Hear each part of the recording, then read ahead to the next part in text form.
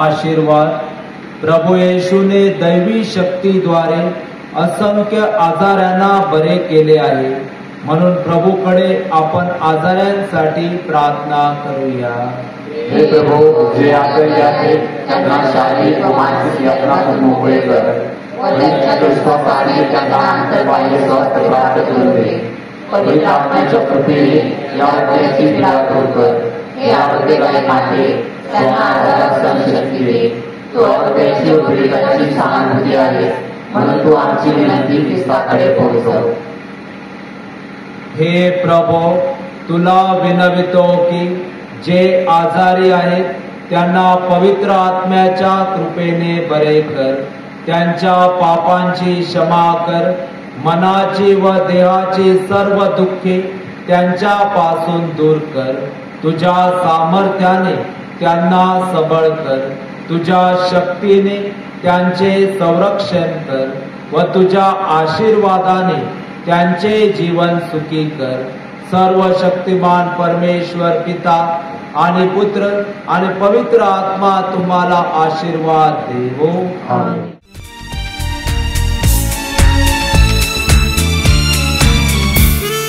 प्रकाशा ओ दिव्य प्रकाशा, भरला अंधारात बाहेर, चाच पडतो मी इकडे तिकडे, कुठे भेटणार सत्य मला। प्रकाशा ओ दिव्य प्रकाशा, भरला अंधारात बाहेर, चाच पडतो मी इकडे तिकडे, कुठे भेटणार सत्य मला।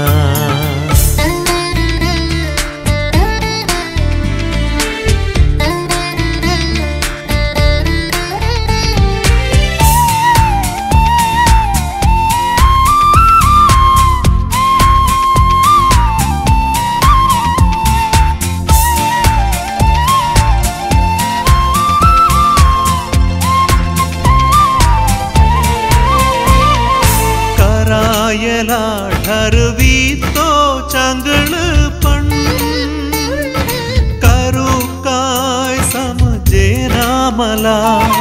करायला ठरवितो चांगळपण, करू काय समजेना मला।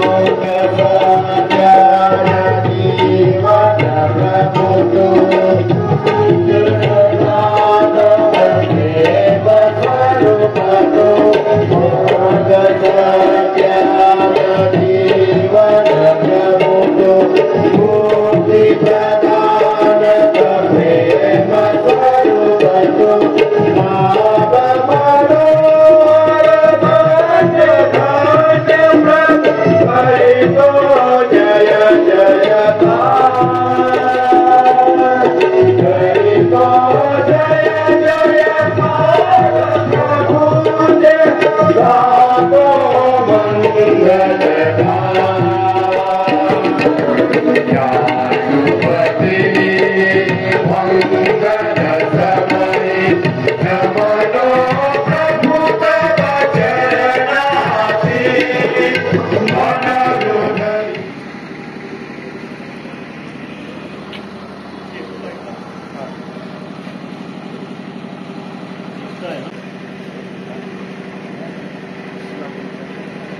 पिता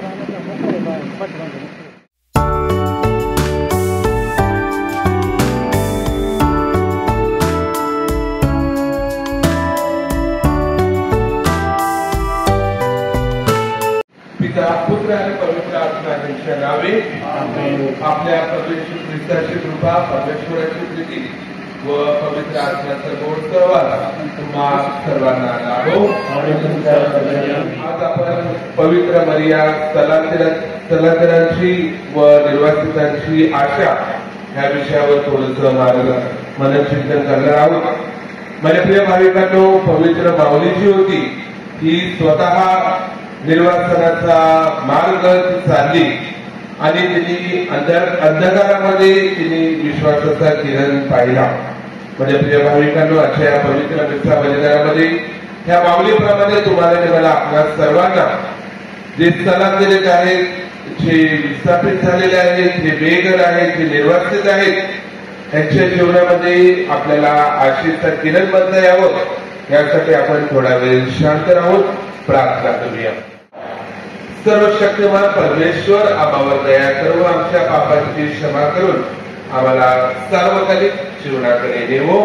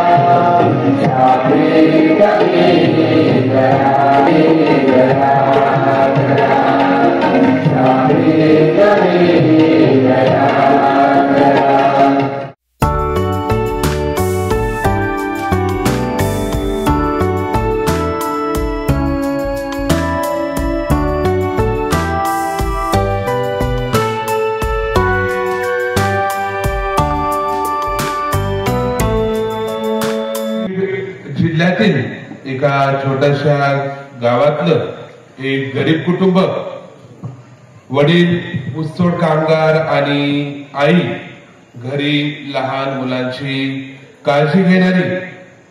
प्रत्येक वर्षी हिवाळा आला म्हणजे संपूर्ण कुटुंबाला आपलं गाव सोडून शेकडो किलोमीटर दूर साखर कारखान्याच्या परिसरात जावं लागत असे.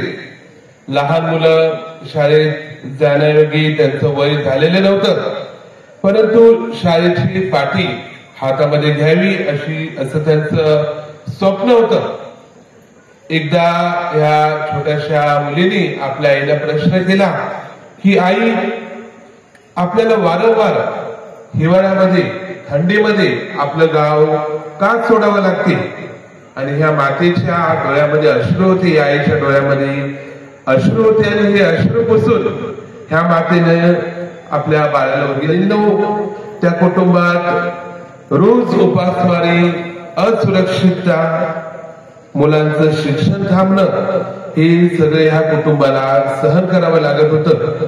आणि तरीही त्यांच्या डोळ्यामध्ये एक प्रकाश होता, उद्याचा दिवस चांगला येईल ही त्यांच्या मनामध्ये आशा होती.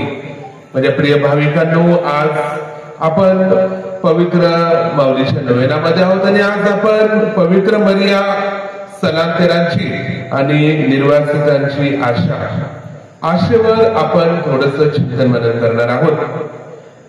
आपण सर्व ह्या पृथ्वीवर प्रवासी आहोत आणि आपला प्रवास जो आहे हा आपल्या जन्माच्या क्षणापासून या प्रवासाची सुरुवात होत असते. आईच्या उदरातून बाहेर आलेल्या प्रत्येक श्वासापासून स्थलांतराची आपली ही कहाणी सुरू होते. आयुष्याच्या प्रत्येक टप्प्यावर माणूस एका जागेतून दुसऱ्या जागेकडे, एका अवस्थेतून दुसऱ्या अवस्थेकडे स्थलांतरित होत राहत असतो. कधी तो रोजगारासाठी, कधी शिक्षणासाठी, कधी जो भोगत असलेलं शहर आहे ह्या शहरापासून लांब जाण्यासाठी, तर कधी चांगल्या भविष्यासाठी आपण स्थलांतरित होत असतो. स्थलांतर ही मानवी जीवनाची सत्यता आहे, मानवी जीवनाचं सत्य आहे. आज जर आपण आपल्या आजूबाजूला जर पाहिलं तर आपण असंख्य लोक पाहतो की जे आपलं घरदार सोडून, जे आपलं गाव सोडून उपजीविकेसाठी, सुरक्षिततेसाठी, शिक्षणासाठी, एक माणूस चांगलं जीवन जगण्यासाठी, एक डिग्निफाईड लाईफ जगण्यासाठी, आपल्या उदरनिर्वाहासाठी स्थलांतर झालेले आहेत. मला वाटतं हरेगाव कारखाना होता एकेकाळी, जन्माला पण आलो नव्हतं तेव्हा, आणि मला वाटतं अर्धा हरेगाव स्थलांतरित गाव आहे जिथे चांगलं भविष्याचं स्वप्न घेऊन लोक ह्या पवित्र जागी स्थलांतरित झालेली होती. पाहिला तर आपण पाहतो की अब्राहमाला देवाने सांगितले की आपल्या देशातून, आपल्या नातेवाईकापासून, आपल्या पित्याच्या घरातून तू निघून त्या भूमीकडे जा जी भूमी मी तुला दाखवेन. आणि अब्राहमाने त्याचं पालन केलं आणि तो स्थलांतरित झाला. आणि देवाच्या वचनाप्रमाणे हे अब्राहमाच्या जीवनामध्ये घडलं. निर्गम अध्याय 12 मध्ये आपण पाहतो की मोशेने इस्रायली लोकांना मिस्रमधून बाहेर काढून त्यांना त्या वचनबद्ध भूमीकडे तो त्यांना घेऊन गेला. उत्पत्ती अध्याय 37 मध्ये आपण पाहतो की योसेफ जो होता हा आपल्या भावांच्या शाळामुळे मिसरला गेला आणि तेथे देवाने त्याचा योसेफाचा उपयोग करून घेतला. संहिता अध्याय 137 मध्ये आपण पाहतो की 40 वर्ष अखंड वाळवंटामधील भटकंती भोगल्यानंतर बाबिलोन मध्ये त्यांचे निर्वासन होते आणि बाबिलोनच्या नद्यावर बसून आम्ही रडलो असं त्यांच्या दुःखाचं वर्णन आपल्याला, इस्रायली प्रजेच्या दुःखाचं वर्णन आपल्याला पाहायला मिळते. म्हणजे प्रिय भाविकांनो, जर थोडस आपण माऊलीच्या जीवनाकडे जर पाहिलं तर येशूच्या जन्मानंतर हेरोदने निर्दोष बालकांना मारण्याचा हुकूम काढलेला होता. आणि तेव्हा योसेफ हा बालक येशू ख्रिस्त आणि त्याची माता पवित्र मरिया यांना घेऊन तो इजिप्त मध्ये गेला. पवित्र कुटुंब तिथे स्थलांतरित झालं. मरिया, योसेफ यांनी आपलं घर, ह्यांनी आपलं गाव, ह्यांनी आपले नातेवाईक, ह्यांनी आपली संस्कृती हे सर्व सोडून ते स्थलांतरित झाले. ते परक्या भूमीमध्ये गेले, परक्या भाषेमध्ये ते गेले आणि अनोळखी समाजामध्ये त्यांना मिशन कार्यामध्ये येशू ख्रिस्त गावोगावी त्यांनी स्थलांतर केलं. जर आपण येशू ख्रिस्ताचे जे शिष्य होते यांच्या जीवनाकडे जर पाहिलं तर ख्रिस्तानंतर हे प्रेषित देखील, हे सर्व प्रेषित निर्वासित होते, ते देखील गावोगावी देशोदेशी जाऊन त्यांनी त्या येशू ख्रिस्ताची सुवार्ता इतरांपर्यंत पोहोचविली. म्हणजे प्रिय भाविकांनो, मानव जातीच्या इतिहासामध्ये अनेकदा अंधार, भीती, निर्वासन, निराशा ही आली, पण त्या अंधारामध्ये ही पवित्र मरिया एक आशेचा दीप ठरली. ही माऊली एक आशेचा किरण ठरली.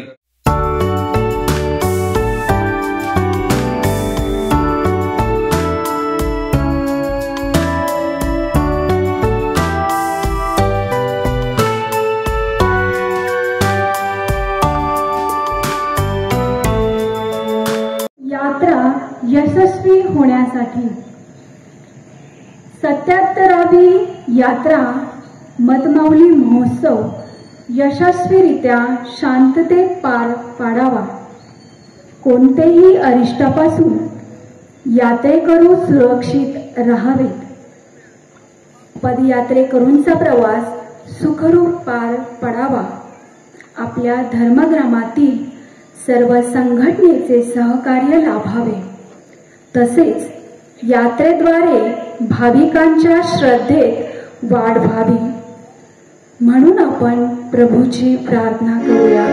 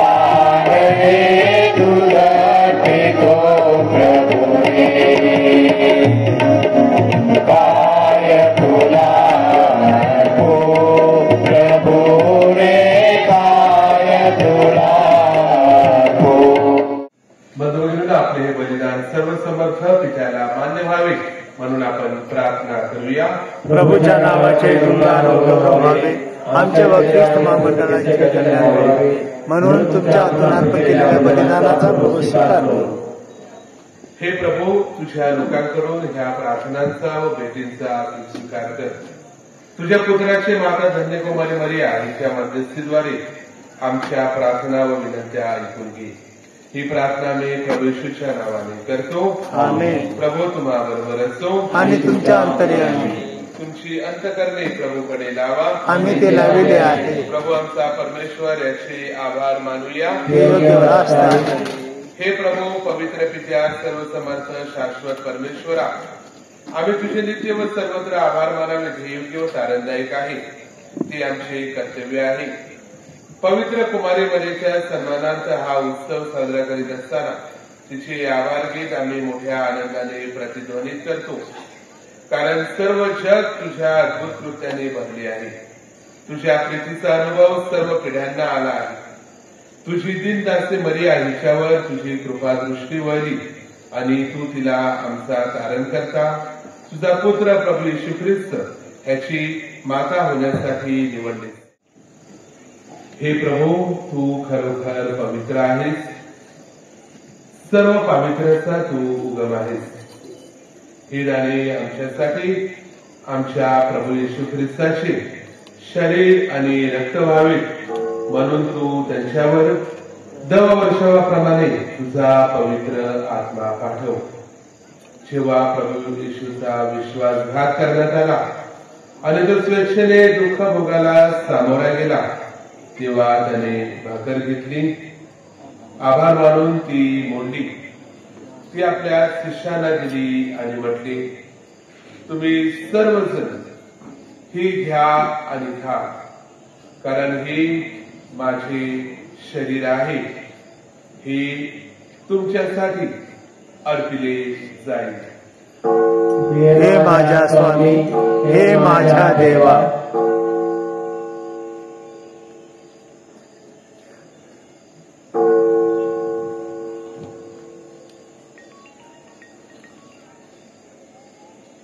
त्याचप्रमाणे भोजन झाल्यानंतर प्रभू येशूने प्याला घेतला, पुन्हा तुझे आभार मानले, तो प्याला आपल्या शिष्यांना दिला आणि म्हटले, तुम्ही सर्वजण हा घ्या व ह्यामधून प्या, कारण हा माझ्या रक्ताचा प्याला आहे. हे नव्या व शाश्वत कराराचे रक्त आहे. हे तुमच्या आणि पुष्कळांच्या पाप क्षमेसाठी ओतले जाईल. हे माझ्या आठवणीसाठी करा. हे माझ्या स्वामी, हे माझ्या देवा.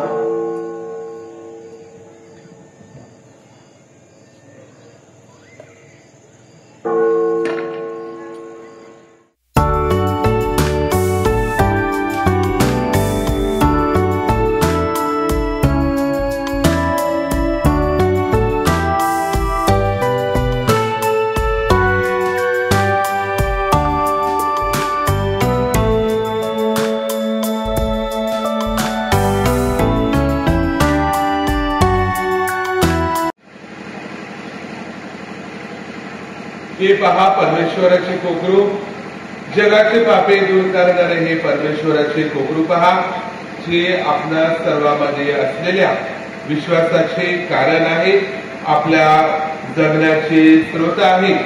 ह्या कोकराच्या भोजनात बोलावण्यात आलेले आपण सर्व धन्य. हे प्रभू, तू माझ्या छताखाली यावीस इतकी माझी योग्यता नाही, परंतु एक शब्द मात्र बोल, म्हणजे माझा आत्मा बरा होईल. आम्ही हे पवित्र साक्रामेंट आनंदाने साजरे करतो आणि तुझ्या दयेची याचना करतो. तुझा विश्वास व तिचे प्रेम तुझ्या तारण कार्यात अधिक विश्वासूपणे सहभागी होण्याकरिता आम्हाला स्फूर्तीदायक करू. ही प्रार्थना आम्ही प्रभू येशूच्या नावाने करतो. आमेन. प्रभू तुम्हा बरोबर असो आणि तुमच्या अंतर्यामी सर्वशक्तिमान परमेश्वर पिता, पुत्र व पवित्र आत्म्याचा आशीर्वाद तुम्हावर येवो. आणि तुमच्या जा तुम्हा ख्रिस्ताच्या शांतीने पाठविण्यात येत आहे. देवाला धन्यवाद.